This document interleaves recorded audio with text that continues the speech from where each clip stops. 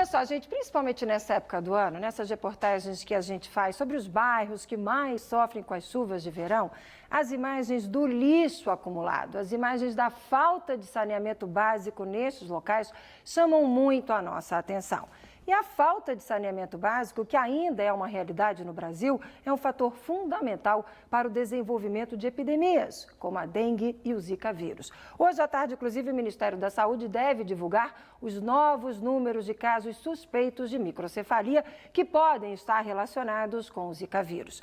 No último levantamento de 5 de janeiro, quase 3.200 casos suspeitos da doença já haviam sido notificados em todo o país.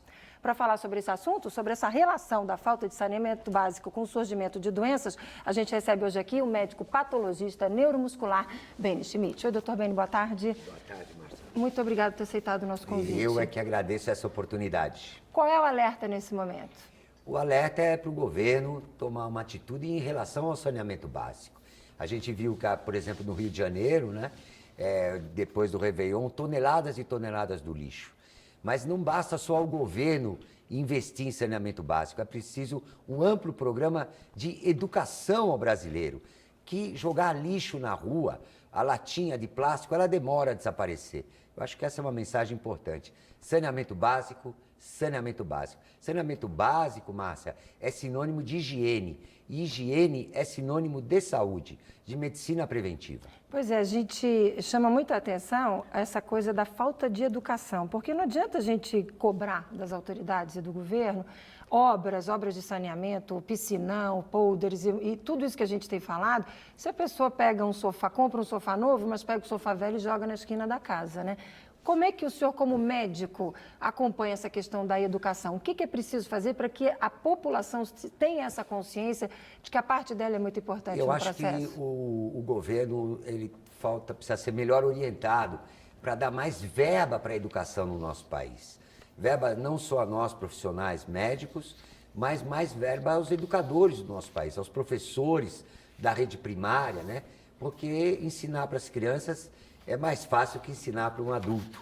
Então, eu acho que a educação tinha que começar pelas crianças. E esse fator de educação é muito importante no nosso país e não é visto com tanta importância assim. Qual é a expectativa que o senhor tem para essa divulgação no Ministério da Saúde hoje à tarde para novos números de casos de microcefalia relacionados ao Zika vírus? O que o senhor espera para hoje à Olha, tarde? o Zika vírus, Márcia, ele não causa microcefalia. Não é fator etiológico de microcefalia, né?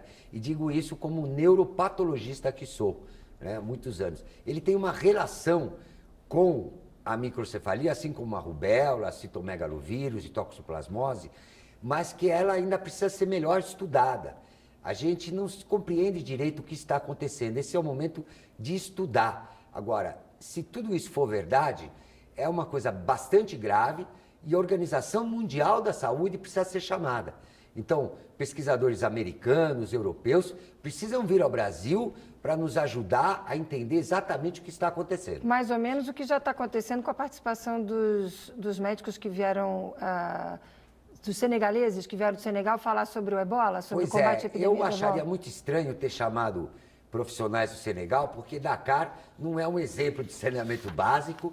Eu tive a oportunidade de trabalhar na embaixada por alguns dias na Embaixada Brasileira em Dakar, e é uma cidade que absolutamente ela tem um saneamento básico péssimo, né? Então causa estranheza. Porém, o Paulo Zanotto é um top de linha virologista do nosso país, então ele deve saber quem ele convidou, né? Mas a gente precisa de muito mais, porque é grave e esse é o momento de se estudar para entender o que está acontecendo.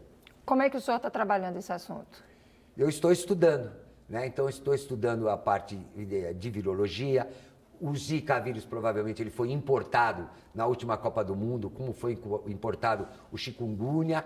O Evaristo Miranda, da Embrapa, deu uma entrevista muito bonita no domingo passado, falando sobre a importação dos vírus. E agora, na próxima Olimpíada, importância na Olimpíada de a gente ter as cidades limpas, né?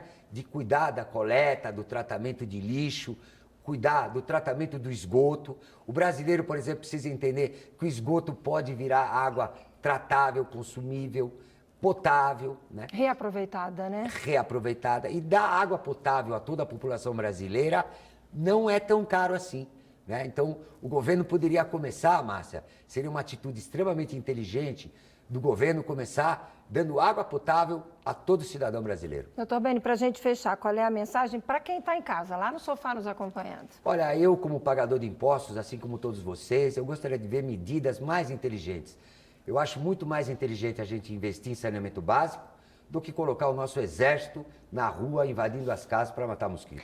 Tá aí, conversei com o Dr. Beni Schmidt. Muito obrigada pela participação. Esse é um assunto que, obviamente, não se esgota. Quero contar com o senhor aqui em outras oportunidades. Por enquanto, muito obrigada. Eu é que agradeço essa oportunidade e boa tarde, Márcia. Uma boa tarde para o senhor também. Até uma próxima oportunidade.